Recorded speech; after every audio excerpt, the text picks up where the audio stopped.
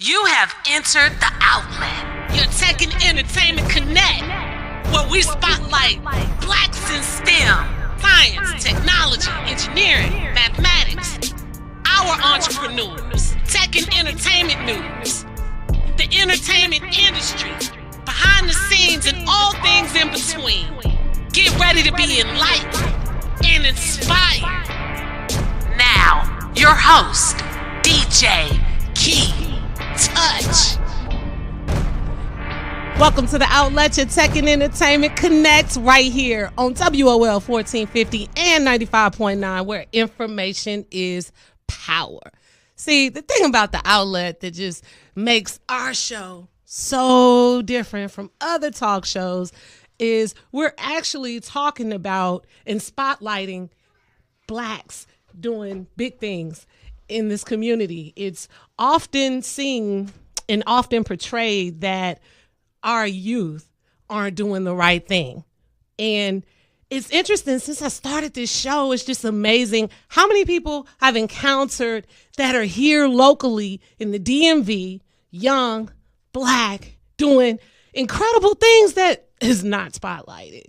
So, without further ado, I need to welcome my guest, Mr. Marcus Daniels. He's an associate at New America International Michael, where he provides sales and leasing brokerage services to industrial, office, flex, and investment properties. He also does development consultation for privately held companies, institutional investors, trade associations, and nonprofits. Okay, that was a mouthful. Welcome. Thank you. Welcome, Marcus. Welcome. So tell us a little bit about yourself. I really hyped you up. I know everyone wants to know about you. What makes you so special? Tell me about yourself. Where you from? Where you from? I appreciate it. From a native of Prince George's County. I was born in Washington, D.C., and graduated from Oxon Hill High School. Very much committed to building communities in the neighborhoods where our people are at, and helping to support businesses and entrepreneurs that are looking to grow, expand, and further develop their companies. I'm a commercial real estate broker at NAI Michael, which is a full-service commercial real estate firm based in Prince George's County, where I provide sales and leasing services to a number of groups, including developers, businesses, and nonprofit organizations. I'm very appreciative of the opportunity to be on the show today with you, and certainly look forward to talking about what's going on in our community.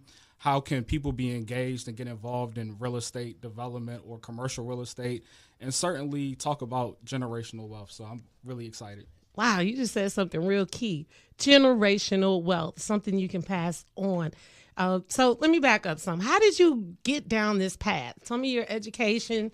Tell me what led you into overall community development. For sure. So I grew up in southern Maryland, and as a kid, I would drive up and down Indian Head Highway, which is a long stretch as you head to Washington, D.C. And as a kid, I would look out the window and ask myself, wow, where are all the businesses at, and what businesses are going to be able to employ my friends and family members in the future? When I went to college, I went to Morehouse College in Atlanta, Georgia, and studied finance. I had developed a strong sense of community building through real estate. And I realized through my studies that you can create opportunity through with people through real estate development, through helping businesses grow and expand, through working with people who are looking to invest their money, whether in residential real estate or commercial real estate, and you can create jobs. And so from my perspective, I always wanted to use my skills and talents to be able to impact others, and I truly feel blessed to be able to do that in my current role. What I've learned over the years is that real estate and business development, it's not just the numbers, it's not just the buildings. It's about having a wide expertise in government and law and policy and business and finance, and using all those skills to make things happen. And so I often say I just don't sell real estate, I solve problems. And so that's the lens that I approach it from, and certainly my clients appreciate that. So you brought up something interesting. You attended and graduated from Morehouse College, one of our prestigious historically Black colleges and universities. And one thing I'm always stressing is the importance of education and the importance of our historically Black colleges and universities to truly see what Black success looks like in this country. Tell me, like, the role Morehouse played in your grooming and getting you to the point where you are now. That's a great question. Morehouse College played a huge part into who I am today. A number of prominent alumni include Dr. Martin Luther King Jr., Samuel L. Jackson, Spike Lee, and others who really used their skills and talents to be able to make a change in the world and to empower people in our community to make a difference. And so through my studies and the people that I met at Morehouse College, it was an unbelievable experience that really developed my leadership skills, my ability to be able to get things done, and certainly understand that there were a lot of people that came before me that made a difference, and it's up to the next generation to carry the torch. And so for me, it was one of the best experiences of my life, and I'm glad that I went down to Atlanta and left the D.C. area. I know you had a lot of fun in Atlanta as well. I did. I mean, because that's going from one big city, one chocolate city, to another. Yes. Atlanta's a lot of fun. But another thing about Atlanta that you see is a lot of opportunity. And it's been trending in that way since the 90s, maybe late 80s, early 90s. So you've seen a lot of Blacks move to Atlanta, and now they've kind of created the Black Hollywood out of there, so to speak, with Tyler Perry owning multiple studios out there. You have a big hip hop presence out there. You even have reality TV out there. And you also have the businesses. Let me not get away from that. And a lot of Black entrepreneurs. So I know coming from DC, one chocolate city, to another, and seeing, hey, this exists more than just in DC, is something, because like I'm originally from Houston, Texas, but coming to DC, it's a nice vibe, a nice flavor, and it's like I can relate to it. It's not much difference. It's just the location and certain cultural differences. But I mean, that's one thing that I think is just great, just to move around, see other things, stretch yourself, get away from home, and just see what's out there. I know one thing Tupac said. He said he noticed, the Black neighborhoods of the ghettos were the same no matter what city he went in. Mm-hmm. So that's great. So we're talking to Mr. Marcus Daniels, community developer. He's an associate at New America International, Michael, but he also does other things. I mean, so it seems like you have your hands in a lot of things. You're a young man. Do you mind sharing with our audience how old you are? Yes, I recently turned 30 as of November 28th of last year, and time has certainly flown by, but I still feel really young. But you've accomplished so much at 30, and this isn't portrayed. Isn't portrayed. Even in the media, it's not really portrayed as much locally as it should be. And I just want to commend you for making a decision with your life and following your passion, following that path that God set forth for just you to do. So tell me, what did you do today? Because you get into other things. Tell me what your Saturday morning looked like. So I tell people all the time, being in real estate is a 24/7 business. Typically, my day-to-day, I wake up around 7 in the morning. I'll do a search of the market for any properties that have become available for sale or for lease. And throughout the day, I'm touring properties. I'm walking on development sites. My phone is constantly ringing. I'll probably get 50 calls a day from people who are looking to either sell their real estate, lease, buy, or sell. And for me, it is a whirlwind, but through the course of a day, I get to help a lot of people, and that makes me feel really good at the end of the day. Of course, being in real estate could be a lucrative career for anyone that wants to get into it, but you really have to have a passion for wanting to help others. And I think that's made a difference in me, and every morning I wake up, I'm motivated to make a difference and help others. So, because you don't just sell just real estate, you sell commercial real estate. Yes. I mean, that's something. Everybody can't say that. A lot of people can go out and get their real estate license and just for what's the proper term, to buy their home, right, to sell to individuals for home buying, but you actually have a commercial real estate license. Yes. So tell us what you did today. Like, what was your day today look like? Tell me about that. So today I woke up at 8 o'clock in the morning. Mm-hmm. I'm very politically active. I support a number of candidates who are running for office in Prince George's County. Went out early putting up signs, waving to voters, and really just encouraging people to be engaged in the political process. It's important that we are using our platforms to empower people to want to be involved in their communities and let their elected officials and leaders know that, hey, this is what they want in their communities. Oftentimes, folks are late to find out of a new development or a shopping center or a business that's coming to the area. And from my perspective, I think that the more that people are engaged in that process prior to the development coming to fruition, it could make a huge impact in terms of them being able to plan where to live, where to buy. And so it's great. Yes. It's the outlet, your tech and entertainment connects right here on WOL 1450 and 95.9, where information is power.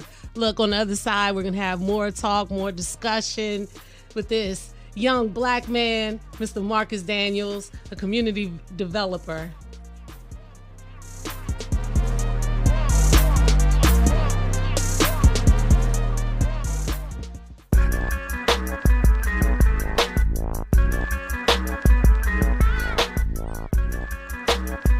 Welcome back to the outlet, your tech and entertainment connect, right here on WOL 1450 and 95.9, where information is power. Information is power. And that's why we have a informative and powerful guest here, young man, 30 years old, Marcus Daniels, a community developer and an associate at New America International, Michael, where he provides sales and leasing brokerage services to industrial, office, flex, and investment properties. Thank you. Thank you for being here. Yes, Thank you for being here and talking to us, and one, just inspiring others. I just have a question for you. What would you say to someone that's 30 years old, that's not quite sure what they want to do, or they might be interested in real estate? What words of encouragement or advice would you give someone that's kind of lost? I would tell them that you can do it too. There's nothing that you can't do if you put your heart and mind to it. And certainly if you're passionate about wanting to do real estate or be in business, there's a great amount of opportunity out there, particularly for young people of color. As you know, this area has changed in terms of demographics over the years. And there are more people who look like me and you who are engaged in the business sector and the real estate sector. So I would tell people, if you're passionate about it, certainly learn as much as you can. Take a real estate class, apply to get your real estate license, talk to real estate professionals like myself, and get a sense of our day-to-day experience. And if you think it will be something you'll be interested in, and certainly reach out to people who are willing to help you. One of the things that I think has attributed to my success is being able to connect with people who have already done what I would like to do in the future. And so don't be afraid to cold call someone. Don't be afraid to send an email. You miss 100% of the shots you don't take. And that's a motto that, I live by. And I truly believe that every morning you wake up, you can either take a step forward, or you can take 2 steps back. And so it's important that every day you're working to follow your dreams and your passion. So I would tell the young people, whether you're interested in real estate or law or tech or anything, follow your passion and the rest will come. You'll be successful. What do you feel about entrepreneurship and versus working for a regular company, if you have a passion or if you have a drive? I just want your thoughts, and I'll share mine. For sure. I believe that it's important that you recognize your talents and abilities and being able to create something from the ground up. When we talked earlier about generational wealth, one of the important components of that is business and entrepreneurship. It is critical that we are leveraging all the technology that is at our disposal to be able to create a business, connect with potential customers, market your services or your product, and being able to build a brand that is able to spread all across the country, all across the world. And so from my perspective, I think if you would like to start a business and you're working a job right now, you can continue to do both. you could work a job and work on your business plan and save enough money so you get to the point where you can invest that money in your business. But it's important that if you know that you want to build something on your own, to make a goal, make a plan, make a 6-month plan, 12-month plan, 5-year plan, 10-year plan, and stick with it. And eventually you'll get there. And I think from the businesses and entrepreneurs that I've worked with, they all have different paths and stories that have led them to owning their own business. But it is important to make a plan and be disciplined with what you're doing. So you hit some valid points there. You talked about generational wealth. And that's one thing that separates the entrepreneurs from individuals who worked a job for 30 years and retired.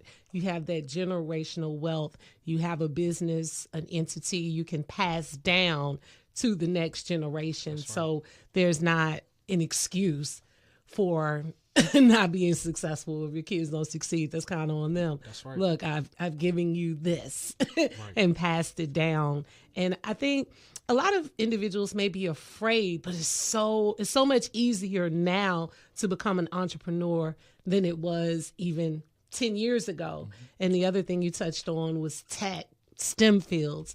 I mean, that's trending and it'll continue to trend. We talk about startups on the show all the time. And these are, for those who don't know, startups are just average people that had an idea and they got funding for that idea, and then they launched it. I mean, examples of startups are Amazon, Uber, Lyft, Facebook, Twitter, these billion-dollar companies. And that's the difference in changing our mindset and knowing that you can accomplish things and you can't be afraid to fail because that's part of the process. That's right. That's part of the process. Did you want to add more to that? Yeah, you can't be afraid to fail. You have to constantly understand that you're gonna make mistakes along the way, but you only fail if you quit. And so you have to be resilient and be willing to take those risks. I've always believed high risk, high reward. That's true. That's true. And people can even, and I know this is horrible, but people even can see that with gambling. Even gambling is structured where the higher your risk, or even with investments, the higher the risk, the higher the reward. Mm-hmm. Or the more you lose. I mean, it's on both sides. That's right. But as far as pursuing your dreams and pursuing opportunities, you have to put in the work. You have to put in the time and be ready to fall quite a few times before you make it. And to your point, you have to be willing to work. Sometimes you have to be willing to work twice as hard to get half as far as the rest. And so if you put the work in, you'll see the results. If you don't put the work in, you won't see any results. And so it's up to you. Let's switch gears a little bit.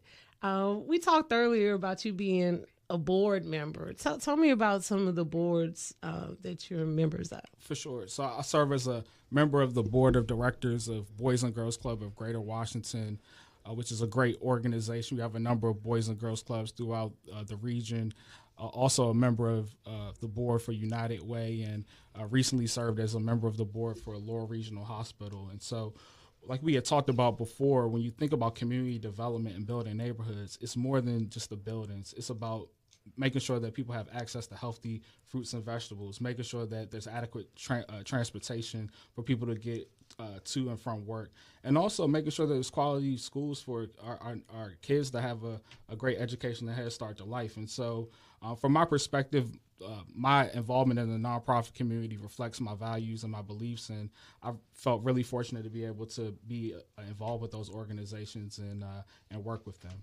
So how long have you been a board member with the Boys and Girls Club? I've been a member with the Boys and Girls Club now for 4 years, and it's been an unbelievable experience. Seeing the kids who come through the club doors on a day-to-day basis is unbelievable, and me being able to be a role model to them, them being able to see a young African-American male who's doing positive things in his community is something that I think is just so critical. And so it's been truly a blessing to be involved with them. Okay, so we're talking about commercial real estate. So we're located in Silver Spring, downtown Silver Spring. Across the street is Discovery, and they're relocating to New York. Tell me, what do you think about that? Let me just get your thoughts on that, because they own that building. Yes. They're not renting that building, and I think it's 1,700 employees, something along those It's lines. 1,300 employees, and that's just the direct jobs. But the indirect jobs is probably, like you said, closer to 1,700 or even more than that. I think Discovery moving from Silver Spring or Montgomery County is a huge blow to our community. They provided a number of resources, not just jobs, but a number of cultural and activities for our children and young people. And so I think moving forward, we have to do an assessment of what are the resources that we have here in the community. How are we going to continue to attract businesses and entrepreneurs that want to do business here? That, as you had mentioned, they're moving to New York City, and the reason for that is because the business climate in New York is a little bit more favorable to their business model. And so ultimately it's a blow, but there are a number of opportunities that are out there. We know that Amazon is actively looking to open their second headquarters, and Montgomery County is one of the 20 cities that's been identified for the relocation. And so it is a setback, but I think it'll be a major comeback. If you're familiar with the evolution of development of downtown Silver Spring, Discovery Channel placing its roots down here made a huge impact on the redevelopment of Silver Spring. A lot of the retail centers and office buildings and businesses that you see here today are partly here because they saw that Discovery had the confidence to move to Silver Spring, and they said, well, why shouldn't I give a second look at Silver Spring and consider moving there? And so ultimately, I think it's going to be a loss. People are going to unfortunately lose their jobs and be relocated, but I think that another business will step up to the plate and fill the void. So tell me, what's so important, or what's the main difference between businesses leasing space versus owning it? For sure. Businesses that own their own real estate have a number of advantages. One, you're able to have full control of your property. You're able to develop and brand the property in the way that you would like. There are a number of signage opportunities where you could get a lot of visibility. I mean, you drive up and down the Beltway, you'll see buildings that have businesses' names at the top of those buildings, and they had to pay a pretty penny to put their name at the top of the building if they didn't own it. But it's an intrinsic value in having that ability. And so what I encourage people to do, if you're looking to start a business or you're in the early stages, if you don't have the resources to purchase a building, lease, work your way up, and then over time, talk to a real estate professional or a banker, and then you can purchase that building that you want. Wow, the time went by so fast, Marcus. Thank you for being here and being an encouragement and an inspiration to others. Again, 30-year-old Marcus Daniels, I just have to say that, community developer, someone positive here, making changes in the DMV, DC metro area. It's the outlet, your tech and entertainment connect, right here on WOL 1450 and 95.9, where information is power. On the other side, tech news. Stay tuned.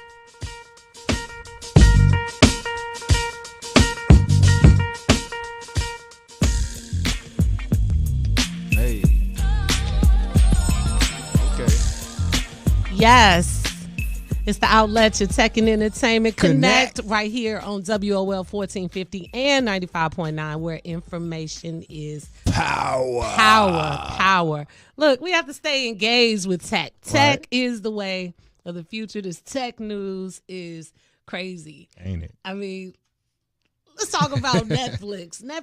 We're always seeming to talk about Netflix. Right. They've been very Netflix trendy. is our favorite. Well, I'm not going to say that. I'm just saying they made so many moves. Yes, they've made so many power moves in the past year. Yeah, 2017. So Netflix has added a record 8 million subscribers. Say what? Yeah, 8 million subscribers. And last week we were talking about Monique, and she up here want people to boycott Netflix. Look. With a $500K. Look, I'm sorry. Netflix can offer me $500K to do a 1 hour stand up. No, they can offer me to do the stand up, and I guess what? I'm gonna get that done. $500K and renegotiate. That's how you play. Yeah. Wow, I just rhymed. That was cool. So Netflix added 8 million subscribers. This is crazy. I Right. mean, because the price is low. They just had a price hike. I think that was in December. Mm-hmm. So it went up $1. What? And this was after they merged with T-Mobile to Right. give people with 2 lines or more free Netflix. Yeah. This is crazy. Yeah. So look, if you're looking for something to invest in, you invest in things that are trending. Right. This isn't a bad look. Yeah. So- Netflix doing it. So, and I think what attributes to their success is that they have their original content. It's so much original content, and then it's like cookies on the internet. Like when they see a certain things that you like to watch, they do the recommendations. Right, they do the right. recommendations. Yeah. So I'm big in action movies, documentaries. So that's always at the top, and I don't ever have to wonder about, what am I gonna watch? Right. They are big on the information. They're big on the Yeah, I information, love and it. I think they're really big on this original content, and that's what's really getting people to subscribe to them over using Amazon Right, Video. right. I think it's called Amazon Video. Yeah. I'm a Prime member, I'm Amazon Prime too. member, but I've never used the Oh no, I mean the video because it's all, to me, it's old content. They might Yeah. have some new stuff now. I don't know, but before it was old content, old TV shows. Right. Like the Golden Girls, I don't want to see that anymore. Right, I mean, right. it was good while it lasted. Yeah. But the new content that they have on Netflix is just great. And then you get the comedies, like I said, the documentaries, movies, the original movies, Yep, and yep. older movies that you like. And the international movies too. Yes. Yeah. So the shares of Netflix soared more than 50%. Wait, I'm going to repeat that. The shares of Netflix soared more than 50% last year Right. and have continued to rise in the first couple of weeks of this year. That's great. Heavy hitters. $10.99 a month. Netflix. I wonder how much that stock is going for. We had to look that up. Well, anybody can Google it. I mean, they put that out every day. But 50% in 1 year is pretty great. Pretty great. Absolutely. Next topic that is really disturbing. Infant social security numbers are for sale on the dark web. What? So back in the day, you didn't even have to rush to get social security numbers. I want to say, what is that, the 80s, 90s, until they reached a certain level in school. Right. Now, once you're born, you have a social security you got number. one. And even back then, when kids didn't have to get social security numbers until like elementary and middle school, Right. parents were like reluctant to do it. And then you had situations where an 8-year-old has a phone bill in her name. Right. Don't act like y'all don't remember Yeah, that the those lights, the times. water. So look, when the kids are like 19, 20, try to move out, Credit shot. credit is already shot. But this is Don't do that so to your kids. disturbing. This is disturbing. Absolutely. Infant horrible. social security numbers are for sale on the dark web. So these are cyber criminals. And like I said, with all the great things with tech, you also have cons with technology. Yeah, and hackers of all kinds. So they're saying the cost is $300 worth of Bitcoin for each baby's data set. That's kind of cheap. But it's still bad. That's bad, but you would think it would cost more, you know? I just I think don't it's know. bad that their information is It's for out there. sale. Oh, yeah, absolutely. I don't think it's a price, even if it was $1. I think Yeah. it's horrible that they're selling infant social security Yeah. numbers, and this is infancy. So, Yeah. Yeah. and then how do you really clean all this stuff up? We've had so Right. many breaches. You won't even know where your child's information was hacked. At what point Right. was it hacked? And you don't know if somebody still has it and is going to use it again, or if it's being resold. And so, like last year, we talked about the Equifax breach. I mean, that exposed more than 145 million people's social security numbers. Yeah. That alone. Yeah. And now you have this going on. Absolutely. Man, what do you, Just like Uber too, you know, all the people, drivers' personal information and socials, you got to put all that in to get an account. Well, theirs wasn't as bad because Right. their socials weren't exposed, but it was their, I think it was their tag numbers or their driver's license Right, numbers. the license numbers and the tags and registration information. Yeah, that's not as bad as a social. It's getting just about as close. It's getting there. Nah, not quite as bad as a social. Social will get you the whole When you car go and and apply for everything. credit, right? They're gonna ask you for your ID number, okay? Right. They're not asking you for your tag number. I've never had to supply my tag number, so it's not quite as bad. I would just worry about it being placed in like some kind of database or something. That Right. people are targeting, pulling me over or something Right, like or that. somebody making your plates over or something. Yeah, Yeah. and having issues. So that's crazy. That's But crazy. yeah, like, oh man, what is the worth of selling an infant social security number? I don't know. Maybe you got all these hackers. Wouldn't you want to hack, I don't know, somebody that has money or credit already? It's good not to have any credit sometimes. I mean, if Yeah. you have something very clean, I mean, this isn't new. Like I said, Right. back in the 80s and 90s, people were putting credit in their kids' names and in getting, 2000. well, in 2000s it continued, unfortunately.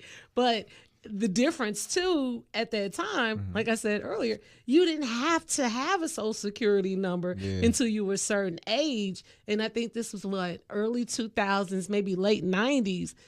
Soon as you give birth, they're trying to issue a social security number along with that birth certificate. Yeah. So before your child is 1 month old, they might have a social security number. So that's a huge difference Yeah. than wondering about, a child that's like 9 or 10 years old. Right. Your baby, you're not even thinking about their credit or somebody Yeah. has their social security number. Yeah. And then look how long it can go undetected. Right. Because they're not applying for credit. They don't need their social securities for anything other than like maybe their health insurance or Yeah. things like that, life insurance or Right. certain things like that. So this is Yeah. something. It might take a long time to notice. Yeah.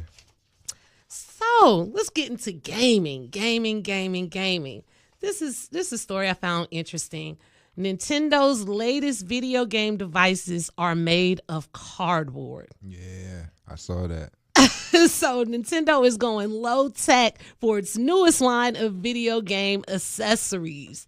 So they unveiled a series of DIY cardboard toys called Nintendo Labo Kits Right. for its widely popular Switch gaming console. Right. So, for example, because I know I was like, what? How is this possible? So, for example, one toy is a 13-key cardboard piano that the console and controller slot into. After putting it together, users can press the cardboard keys and musical notes come out of the console. Wow. This is genius. Yes, it is. This is genius. So Nintendo calls this line of cardboard products Toy-Cons, Toy-Cons, and yeah. they go on sale April 20th. So this is genius for a few reasons. Okay, so the price of the toy kits range from $70 to $80. Right. So this is genius because it's not costing them much money to produce cardboard toy accessories for the Switch. Right. And so it's going to encourage people, one, because it's good on the economy, to go ahead and purchase this for the Switch. Right. But the tech behind this is crazy. I got to get deeper into that. It's the outlet to Tech and Entertainment Connect right here on WOL 1450 and 95.9, where information is power. On the other side, black facts from the past and the present. Stay with us. Plug in.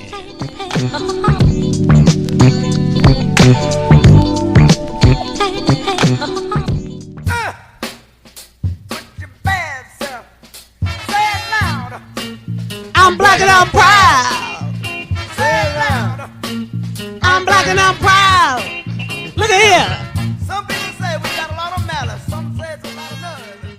It's the outlet to Tech and Entertainment Connect right here on WOL 1450 and 95.9, where information is power. Look, we are black. We are proud. This is the Black Fact segment from the past and the present. Look, we don't just celebrate Black History in February. We do this 12 months a year. Yes. Every week, we are spotlighting those that you may not be aware of. These are like our hidden figures, so to speak, Yeah. that a lot of people don't know about. Yeah. So we're going to start off with Dr. Jane Cook Wright, physician, scientist, researcher.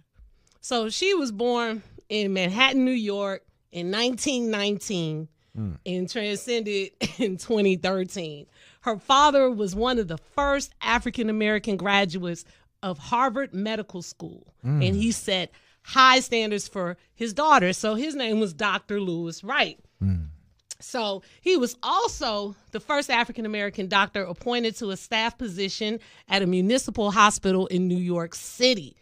And he also established the Cancer Research Center at Harlem Hospital. So this is her father, but we're talking about her, but it's important to talk about the accomplishments. So her father accomplished back in that period. Right. So she was born in 1919. So he was born prior to Before that. yeah. And he was able to do that. Yeah. So let's get back to Dr. Jane Cook Wright. So she was a pioneering oncologist that elevated chemotherapy from a last resort for cancer patients to an often viable treatment option. A Black woman born in 1990 Did you know? changed the way we treat cancer.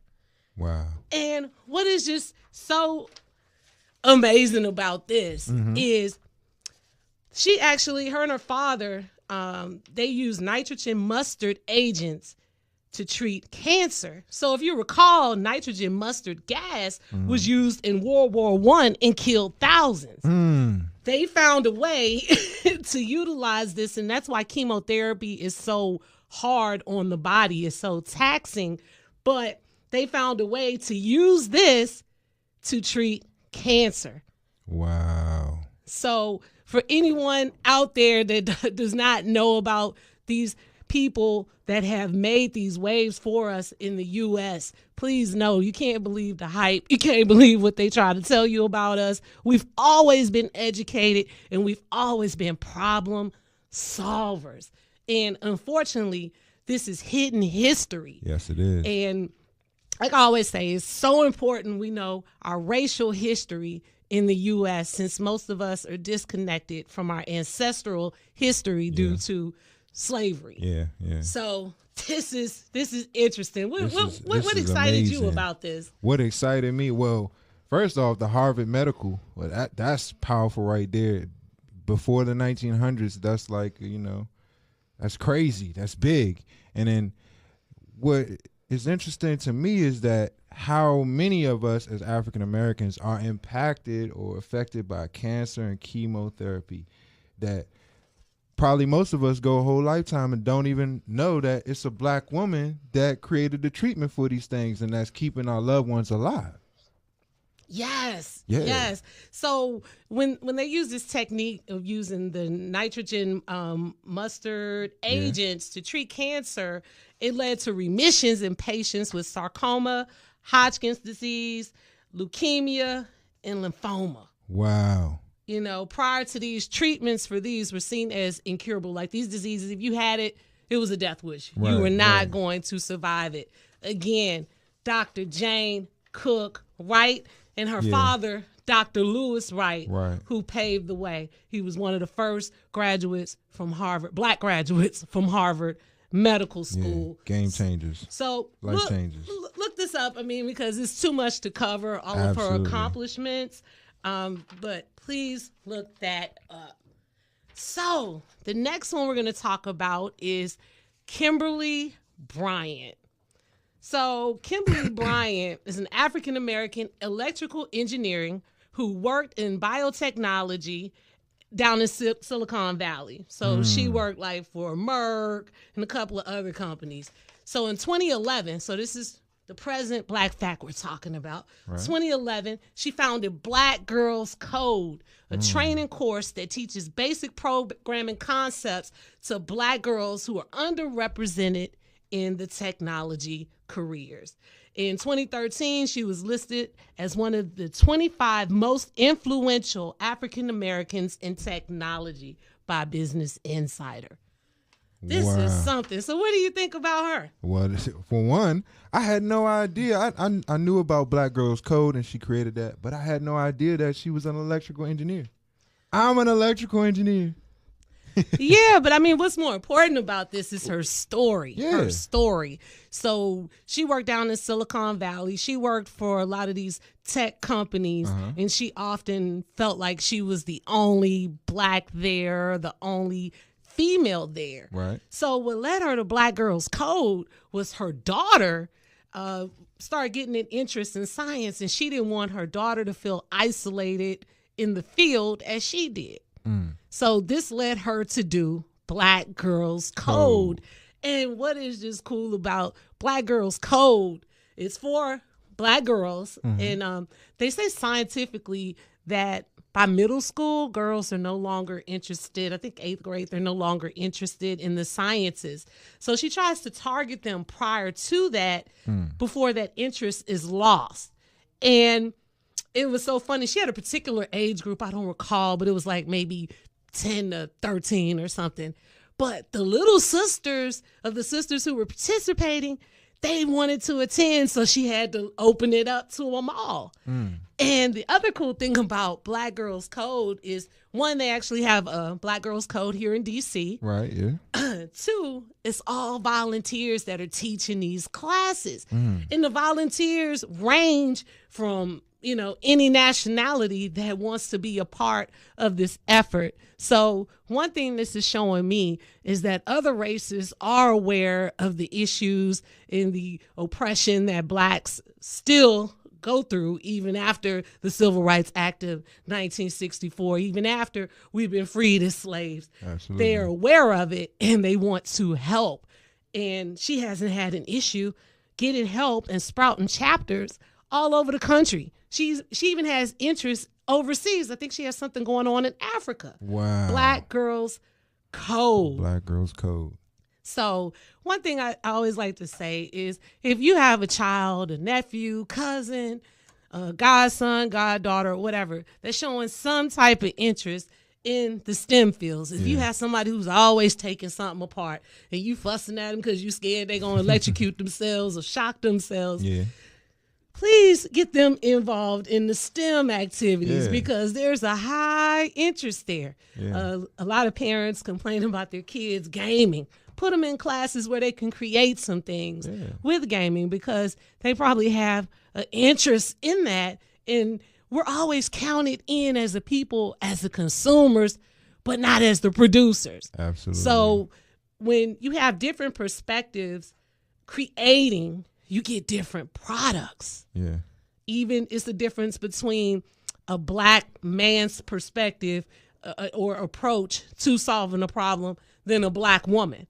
You're going to get something totally different. They even showed in studies when they were having things about, I think it was with the coding or something with tech and building websites, that the girls were trying to attack bullying, where the boys were more into gaming. The girls are trying to, you know, make progressive statements through their technology and what they're coming up with and what they're producing than the males are. So that is just incredible. We're talking about Kimberly Bryant, born in 1967. This is just good stuff. Absolutely. Good stuff. You have to know these names, because nobody's just going to tell you. Nobody's just, well, we're going to tell you. You can always tune into the outlet, your Tech and Entertainment Connect, on Saturdays, 5 to 6, right here on WOL. We also have an app. It's a WOL 1450 app, so you can catch us all the time. Yes, it's the outlet, your Tech and Entertainment Connect, right here on WOL 1450 and 95.9, where information is power. Look, have a good week. Encourage somebody. Be nice to somebody. It doesn't cost a thing. See you next Saturday. Peace.